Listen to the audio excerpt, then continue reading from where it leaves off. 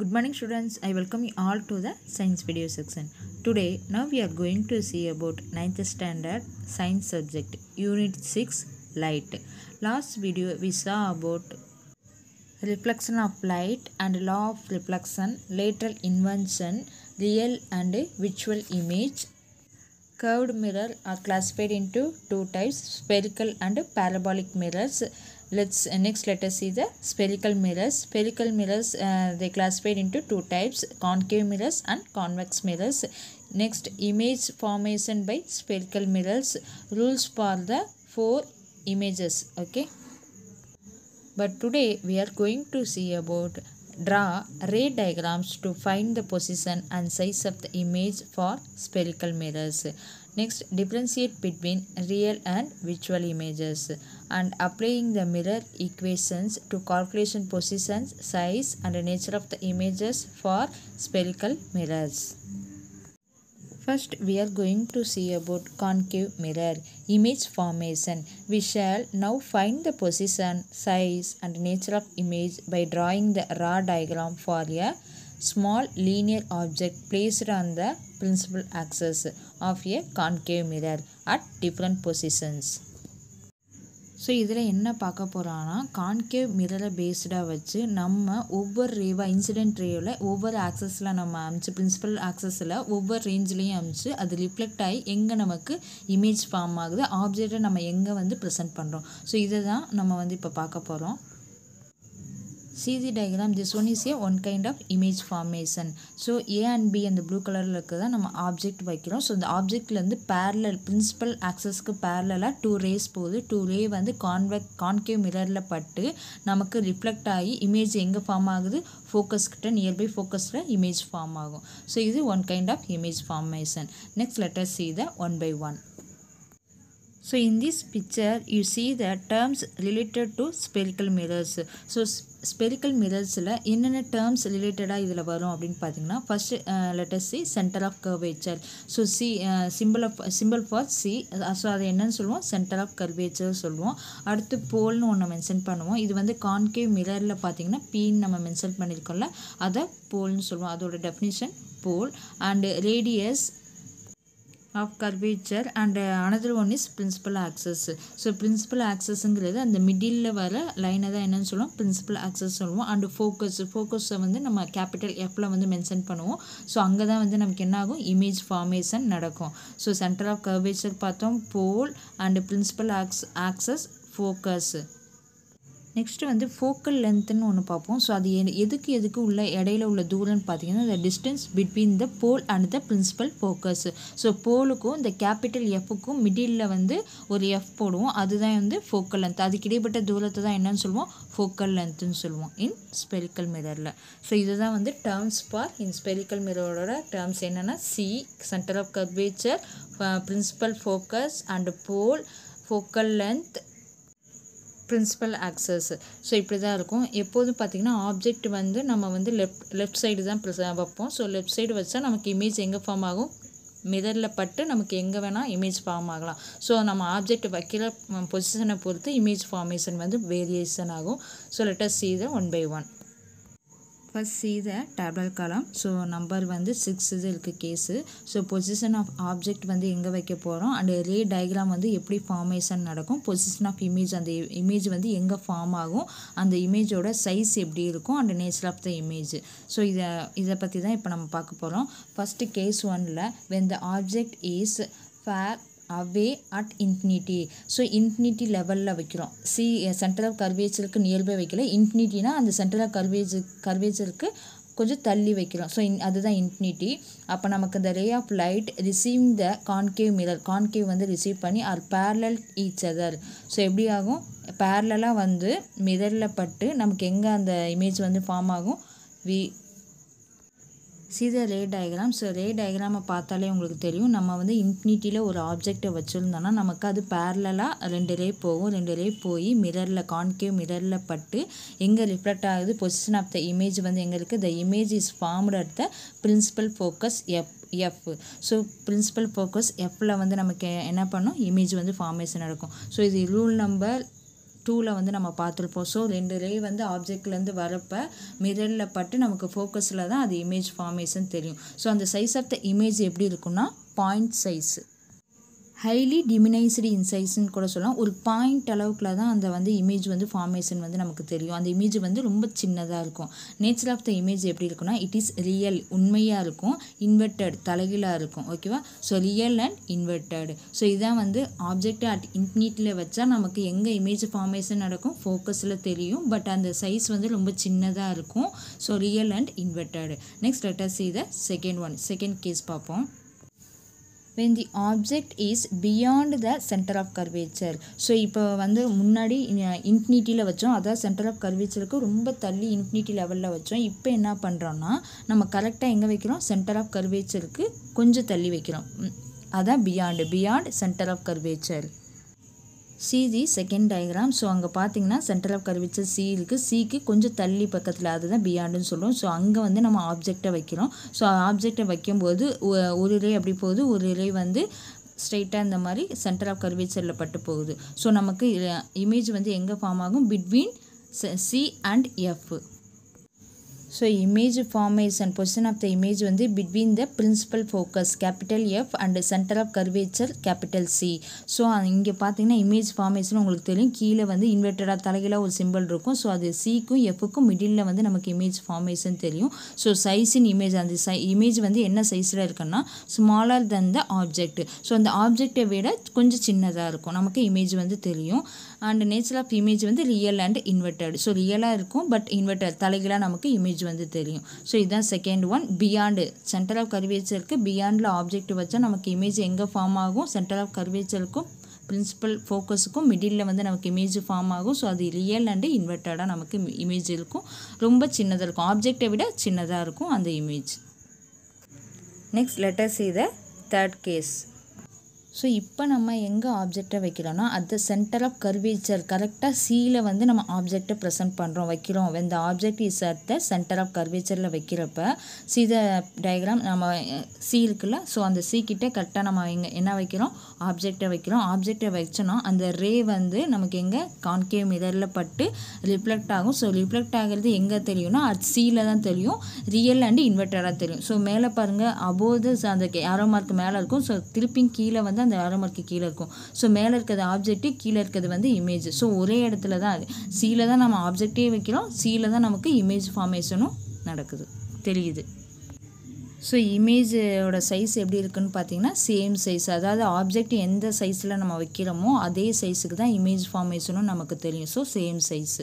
So nature of image real and inverter, ரியலாக இருக்கும் but inverter தலைகீழாக நமக்கு தெரியும். ஓகே, ஸோ எங்கே வைக்கிறோம், சென்டர் ஆஃப் கர்வேச்சரில் கரெக்டாக ஆப்ஜெக்டை வைக்கிறோம், கான்கேவ் மிரரில் பட்டு நமக்கு எங்கே ரிஃப்ளெக்ட் ஆகுது, ரிஃப்ளெக்ட் ஆகி சென்டர் ஆஃப் கர்வேச்சரில் தான் இமேஜும் தெரியுது. ஆப்ஜெக்ட்டும் அங்கே தான் வைக்கிறோம், இமேஜும் அங்கே தான் தெரியுது. பட் சேம் சைஸ், ஆப்ஜெக்ட் என்ன சைஸோ அதே சைஸில் தான் இமேஜும் நமக்கு தெரியுது, ரியல் அண்ட் இன்வெர்டடாக இருக்குது image. Next see the fourth case between C and F. So centre of கர்வேச்சருக்கும் பிரின்சிபல் ஃபோக்கஸுக்கும் மிடில் நம்ம என்ன பண்ணுறோம், ஆப்ஜெக்ட் பிட்வீன் மிடில் வந்து ஆப்ஜெக்டை வைக்கிறோம். ஸோ டயக்ராமை நல்லா கவனிங்க, அப்போ தான் வந்து இந்த ஆப்ஜெக்ட் நம்ம எங்கே வைக்கிறோம், இமேஜ் நமக்கு எங்கே ஃபார்ம் ஆகுது அப்படிங்கிறது உங்களுக்கு கிளியராக ஐடென்டிஃபை ஆகும். ஓகே, ஸோ இப்போ நம்ம ஆப்ஜெக்டை எங்கே வைக்கிறோம், when the object is between the center of curvature and principal focus F. So சிக்கும் எஃப்க்கும் மிடில் வந்து நம்ம ஆப்ஜெக்ட் வைக்கிறோம். மேலே பாருங்கள் ஒரு ஆரோ மார்க் தெரியுதுல, ஸோ அதான் சிக்கும் எஃப்க்கும் மிடில் வந்து நம்ம ஆப்ஜெக்டை வைக்கிறோம். ஸோ அது கான்கேவ் மிரரில் பட்டு ஸோ நமக்கு எங்கே இமேஜ் தெரியுது, பொசிஷன் ஆஃப் த இமேஜ் எங்கே தெரியுதுன்னு பார்த்தீங்கன்னா அந்த image is beyond C. So சிக்கு பக்கத்தில் வந்து நமக்கு இமேஜ் வந்து கீழே தலைகீழாக தெரியுது பாருங்கள். ஸோ அதுதான் வந்து position of the image. So அந்த இமேஜ் எப்படி இருக்குன்னு கேட்டிங்கன்னா மேக்னிஃபைடு. ஸோ நம்ம வைக்கிற ஆப்ஜெக்டை விட நமக்கு அந்த இமேஜ் வந்து எப்படி தெரியும், ரொம்ப பெருசாக தெரியும். அதுதான் மேக்னிஃபைடுன்னு சொல்லுவாங்க. நேச்சர் ஆஃப் தி இமேஜ் கேட்டிங்கன்னா ரியல் அண்ட் இன்வெர்டட் தான். ஸோ ரியலாக இருக்கும் பட் இன்வெர்டட் தலைகீழாக தெரியும். ஓகேவா, finished in fourth case. Next let us see the case fifth. when the object is at the principal focus F. So ஆப்ஜெக்டை நம்ம எங்கே வைக்கிறோம், கரெக்டாக பிரின்சிபல் ஃபோக்கஸுக்கு கிட்ட ஆப்ஜெக்டை வைக்கிறோம். ஸோ அது வந்து கான்கேவ் மிரரில் பட்டு நமக்கு எங்கே ரிஃப்ளெக்ட் ஆகும் அப்படின்னு பார்த்தீங்கன்னா See the 51 diagram. ஸோ நம்ம ஆப்ஜெக்டை எங்கே வைக்கிறோம், கரெக்டாக ஃபோக்கஸ் பிரின்சிபல் ஃபோக்கஸில் வந்து நம்ம ஆப்ஜெக்டை வைக்கிறோம். ஸோ அது மிரரில் பட்டு நமக்கு எங்கே ரிஃப்ளெக்ட் ஆகுது, இன்ஃபினிட்டியில் வந்து நமக்கு இமேஜ் வந்து ஃபார்மேஷன் நடக்கும். No image can be captured on the screen nor any virtual image can be seen. So image வந்து ரொம்ப இன்ஃபினிட்டில் இருக்கனால பெருசாக தெரியும். இமேஜ் வந்து ஒரு பெருசாக தெரியும், விர்ச்சுவலாக இருக்கும் ஆனால் ரொம்ப பெருசாக தெரியும் அப்படின்னு சொல்கிறாங்க. ஸோ நேச்சர் ஆஃப் இமேஜ் பார்த்தீங்கன்னா ரியல் அண்ட் இன்வெர்டட், தலைகீழாக தான் தெரியும். Okay, next let us see the case number 6. When the object is in between the principal focus F and the pole P. So principal ஃபோக்கஸுக்கும் போலுக்கும் middle வந்து நம்ம என்ன பண்ணுறோம், பிட்வீன் அங்கே வந்து என்ன பண்ணுறோம், ஆப்ஜெக்டை வைக்கிறோம். ஸோ ஆப்ஜெக்டை வைக்கும்போது அது மிரரில் பட்டு நமக்கு எங்கே பொசிஷன் ஆஃப் த இமேஜ் தெரியும்னா the image is behind the mirror.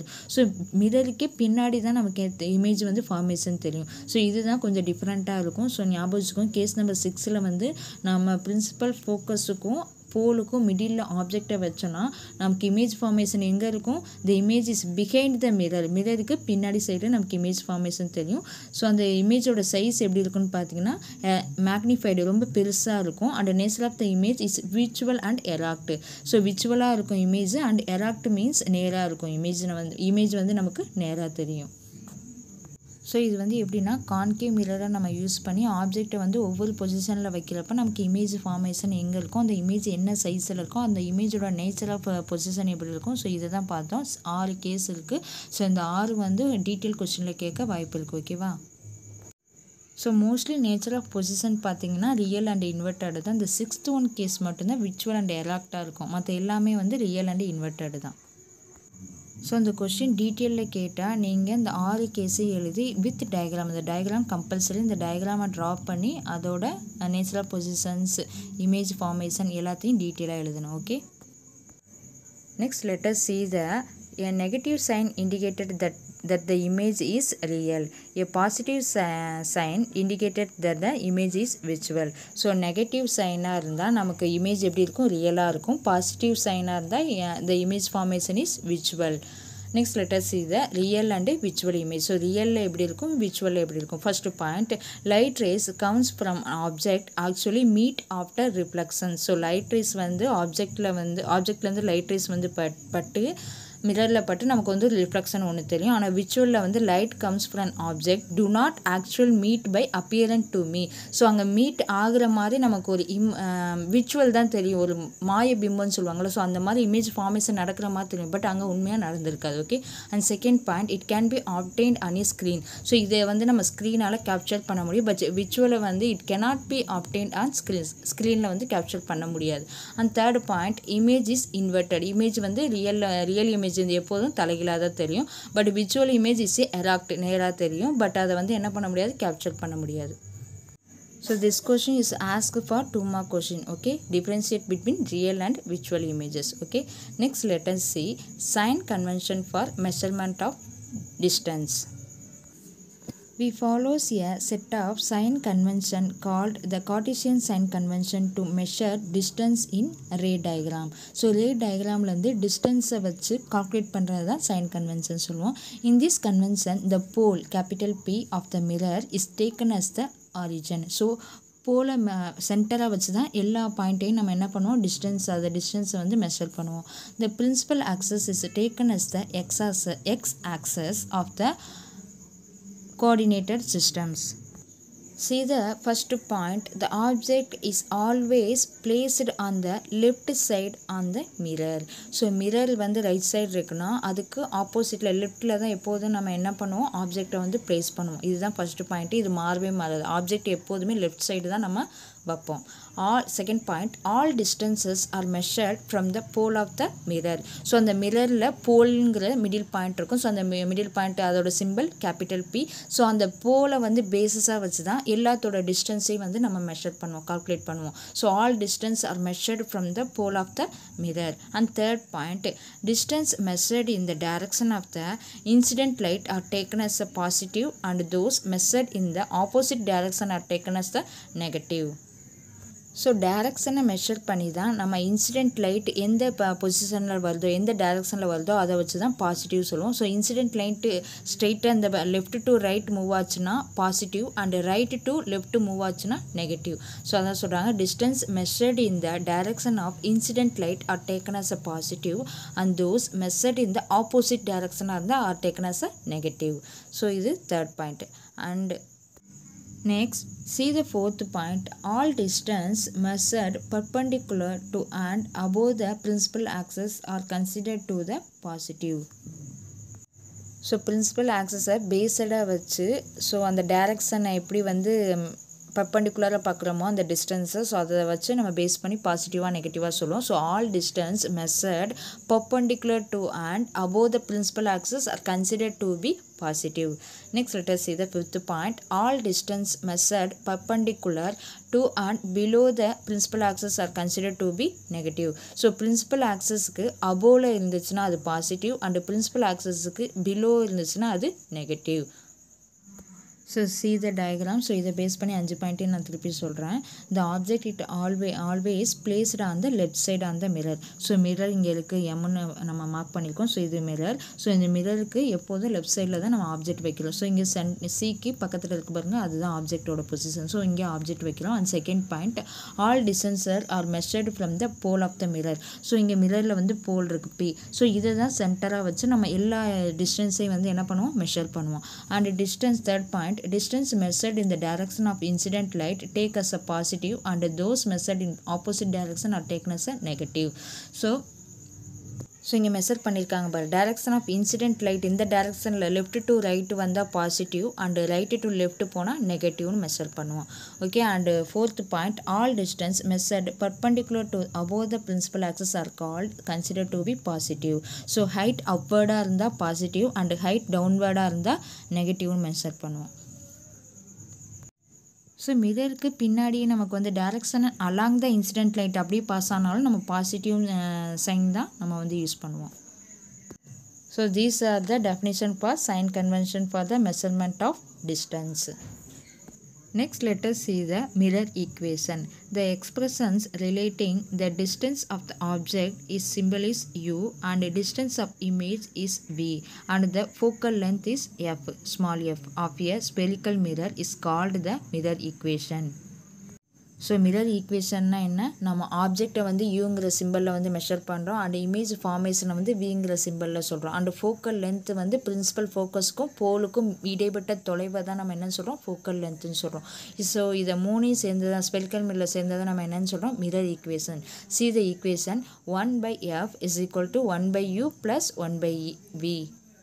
So this formula is very important one. So இந்த ஃபார்முலாவை பேஸஸாக வச்சு நம்ம சம்மெல்லாம் வந்து நியூமரிக்கல் ப்ராப்ளம்லாம் வந்து சால்வ் பண்ணுவோம். So again one more time I will repeat 1/f is equal to 1/u plus 1/v.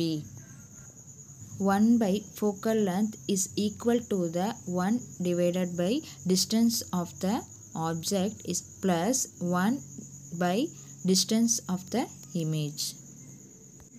This is called as a mirror equation.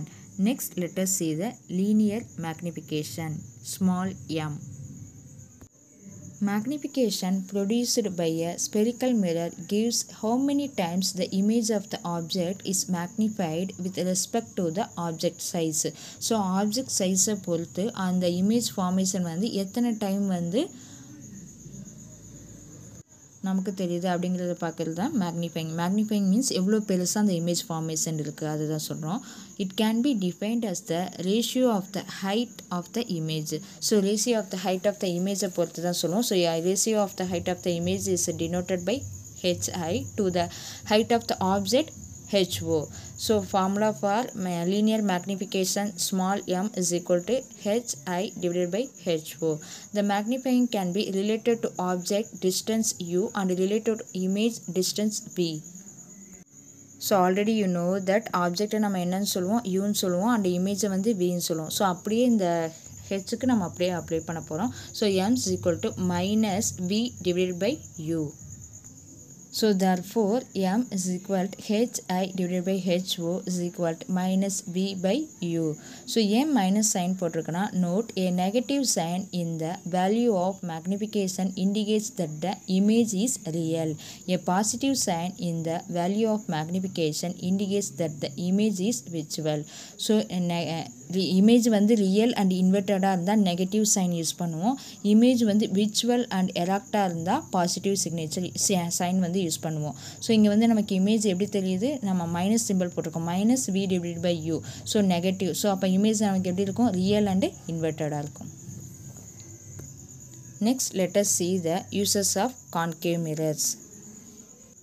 First point as a shaving mirror. So shaving ஷாப்க்கெலாம் போயிருந்தீங்கன்னா பார்த்தீங்கன்னா அங்கே mirror எப்படி இருக்கும், ரொம்ப பெருசாக இருக்கும். So அது எதுக்குன்னா நம்ம ஃபேஸை வந்து மேக்னிஃபைங் ரொம்ப பெருசாக்கி காமிக்கிறதுக்கு. So magnified face will be seen. So ரொம்ப பெருசாக காமிச்சு நம்ம பார்க்குறதுக்காண்டி சேவிங் ஷாப்லலாம் அந்த கான்கேவ் மிரர் வந்து யூஸ் பண்ணுறாங்க. And second point as a dentist head mirror. So அவங்க வந்து ஹெட் மிரராக யூஸ் பண்ணுவாங்க. எதுக்குன்னு பார்த்தீங்கன்னா focuses the light on to see a small area of the body. So ரொம்ப சின்ன ஏரியாவில் வந்து ரொம்ப வந்து நம்ம பார்க்குறது மைன்யூட்டாக இருக்கும். ஸோ அதனால் கான்கேவ் மிரரை வந்து யூஸ் பண்ணி இந்த டென்டிஸ்ட்லாம் யூஸ் பண்ணுவாங்க. எதுக்குன்னா டீத்து த்ரோட்டு அங்கே ஏதாவது ப்ராப்ளம் இருந்துச்சா அதை வியூ வந்து பெருசாக்கி காமிக்கிறதுக்கு கான்கேவ் மிரரை வந்து யூஸ் பண்ணுவாங்க. And third one as reflectors. So you get the powerful beam of the light torches headlight in vehicles. So வெஹிக்கிள்ஸுக்கெலாம் வந்து யூஸ் பண்ணுவாங்க. ஏன்னா பவர்ஃபுல் பீம் ஆஃப் லைட்டை வந்து ரிஃப்ளெக்ட் பண்ணுறதுக்கு கான்கேவ் மிரரை வந்து யூஸ் பண்ணுவாங்க. எதுக்கு, டார்ச் லைட்டுக்கு, headlight in வெஹிக்கிள்ஸ்க்கு. Next fourth point, large concave mirrors are used in solar heaters. So in solar heater க்கு வந்து the focus of light for heater க்கு வந்து யூஸ் பண்ணோம். ரொம்ப பெருசாக இருக்கும் concave mirror வந்து ரொம்ப large சைஸில் வந்து வச்சு அந்த in solar heater க்கு வந்து யூஸ் பண்ணுவாங்க. So these are the uses of concave mirrors. Okay, today in this topic is over. Next topic I will send you later. Thank you.